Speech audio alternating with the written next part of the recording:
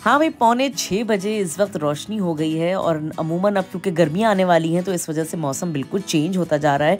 आजकल काफ़ी मसरूफियत चल रही थी, मुस्तकिल बेकरी में बिज़ी थी, तो मैंने सोचा कि आज मैं जनाब डेली रूटीन की व्लॉग बना ही डालूं और उसमें जो है वो आपको नॉर्मल जो मेरी बेकरी का रूटीन है वो दिखाऊं। ज़ाहिर है सुबह सुबह आके सबसे पहला काम जो होता है यहाँ पर इस तरह के सैंडविचेस को बनाना होता है, क्योंकि ज़ाहिर सी बात है स्कूल कॉलेजेस और फिर यूनिवर्सिटीज़ में इस तरह के सैंडविचेस यहाँ पर बड़े ही पसंद किए जाते हैं।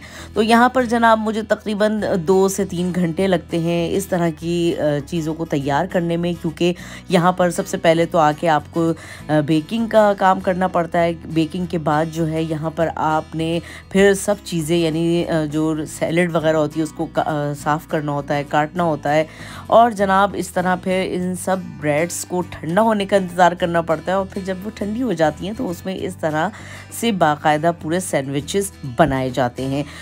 अच्छा, अल्हम्दुलिल्लाह हम लोग जो है अपनी बेकरी में टोटली बिल्कुल हलाल चीज़ें जो हैं वो बेचते हैं, जिसमें सॉसेजेस जिस तरह की भी हम इस्तेमाल करते हैं सब हम तुर्की मार्केट से यहाँ पर ख़रीदते हैं और वो हम यहाँ पर फ़रोख्त करते हैं।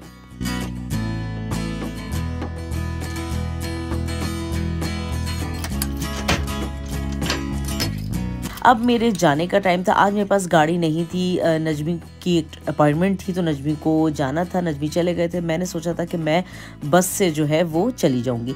यहाँ पर जब मैं अपनी शॉप बंद करती हूँ तो जनाब ये कबूतर जो है ये अक्सर और बेशतर आ जाता है, तो मैं इसको थोड़ी बहुत रोटी डाल देती हूँ।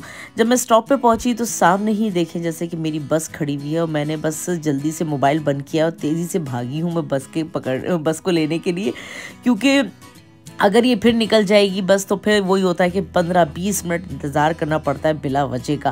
खैर जनाब अल्हम्दुलिल्लाह बस मिल गई थी और बस मिलने के बाद जनाब मैं फिर अपने ये घर के स्टॉप पे उतरी थी और यहाँ के अब खूबसूरत नज़ारे देखिए। मैं आपको दिखाती चलूँ, ये हमारी कॉलोनी है और कॉलोनी में मुख्तलिफ़ किस्म के फ्लैट्स बने हुए हैं। ये इस तरह का इन्होंने जाला जैसे कहते हैं बाहर लगाया हुआ, वो सामने आपको स्टॉप नज़र आ रहा होगा। तो ये कुछ इस तरह की कॉलोनी है, बड़ी साफ़ सुथरी बड़ी अच्छी कॉलोनी है और यहाँ पर फ्लैट्स वगैरह बड़े अच्छे बने हुए हैं और अभी इन्होंने ये सब गार्डन वगैरह जो है ये ख़ुद अभी दोबारा से इसको बनाया है, तो बहुत अच्छा यहाँ का एरिया है। आजकल यहाँ पर मौसम बहुत ही ज़्यादा अच्छा हो गया है, क्योंकि अब आहिस्ता आहिस्ता समर आने लगा है तो ज़रा दिन भी बड़ा हो गया है। अभी देखें यहाँ पर इस वक्त तकरीबन 6:30 हो रहे हैं और इतना अच्छा मौसम हो रहा था, मगर हाँ ये है कि सर्दी होती है मगर धूप निकली हुई होती है तो काफ़ी हद तक जो है ना वो अच्छा मौसम लग रहा होता है। अब जनाब मैं घर पे आ गई थी और इस वक्त जो है ना जब घर पे आओ तो बड़ी ही शदीद किस्म की भूख लग रही होती है, तो यहाँ पर जनाब मज़ेदार किस्म की दाल थी बनी हुई और मैं सिरके वाली उसके साथ हरी मिर्चें खा रही हूँ और जनाब मैंने थोड़े से चिप्स लिए थे। आप भी कभी दाल के साथ इस तरह चीज़ें ट्राई कीजिएगा।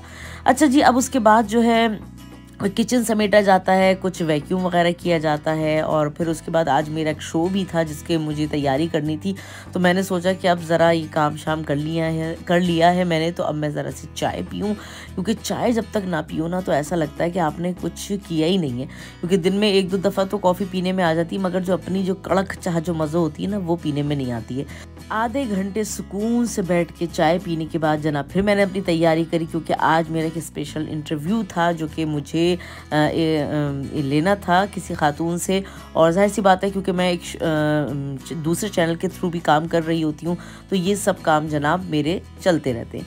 अब ये है नेक्स्ट डे सुबह उठ के आज मैंने सोचा था कि आज मैं नहीं जाऊँगी क्योंकि मुझे कुछ शॉपिंग करनी थी आज, और उसके लिए फिर मुझे तकरीबन 2 से ढाई घंटे चाहिए होते हैं। तो इस वक्त सुबह उठ के मैं नाश्ता कर रही थी और जनाब कल मैं गई थी मार्केट और ये चॉकलेट्स लेकर आ गई एलडी से और इसमें पड़ा हुआ था अल्कोहल।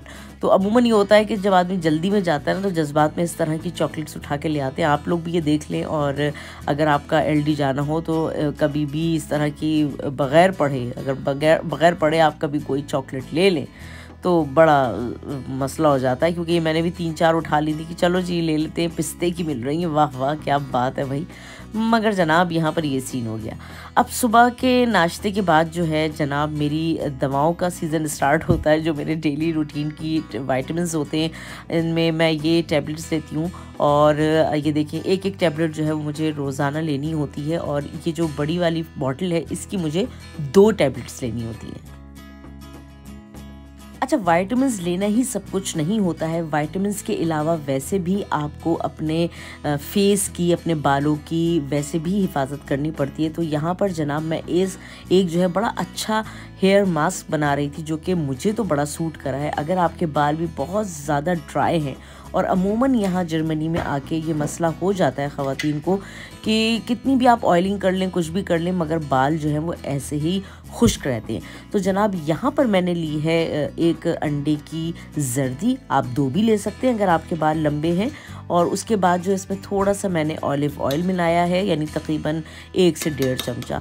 और इस मास्क को आप जो है तकरीबन 20 मिनट तक अपने बालों में लगाएं, तो मैं समझती हूँ कि आपके बाल जो है ना इतने अच्छे हो जाते हैं। और मुख्तलिफ़ चीज़ें अप्लाई करते रहें अपने बालों पे। अच्छा, जब मैं घर में होती हूँ तो अमूमन यही होता है कि मैं यासीन शरीफ जो है वो थोड़ी सी बुलंद आवाज़ में घर में लगाती हूँ, और साथ में बखूर जो है ना वो मैं ज़रूर जलाती हूँ। हाँ भाई गाइस, तो इस वक्त जो है बाल मैंने अपने धो लिए, बड़े अच्छे हो जाते हैं इससे बाल। आप लोग भी जरूर ट्राई कीजिएगा। है कि आज की व्लॉग आप लोग को पसंद आई होगी। अभी मैं जा रही हूँ मार्केट, और आज का और कल का जो आपने पूरा डेली रूटीन था वो आपने मुलाहिजा फरमाया। अब मैं जा रही हूँ मार्केट, वहां जाके आज एक व्लॉग बनाऊंगी जिसमें मैं कोशिश कर रही हूँ कि उन चीज़ों के बारे में आपको बताऊं जो कि अमूमन ख़वातीन मुझसे पूछती हैं कि जी मेकअप का आप सामान किस तरह ले सकते हैं, प्रोडक्ट किस तरह और कैसे स्किन पे हम अप्लाई कर सकते हैं, कौन सी स्किन के लिए होती है सही, कौन सी नहीं होती। तो मैं कोशिश करूंगी कि आपको बता दूं, आप लोग जब अपने स्किन के हिसाब से देख लें, उन चीज़ों को लें, तो मुझे उम्मीद है कि वो आपके लिए कारआमद होंगी। तो इंशाल्लाह चलते हैं, और नेक्स्ट व्लॉग में आप इंतजार कीजिएगा मेरी व्लॉग का। इंशाल्लाह ताला मैं पूरी कोशिश करूंगी कि आप लोग की इस सिलसिले में हेल्प कर सकूं। तो इंशाल्लाह चलते हैं, ठीक है। अपना बहुत सारा ख्याल रखिएगा, फिर मिलेंगे। अल्लाह हाफिज। पाकिस्तान जिंदाबाद।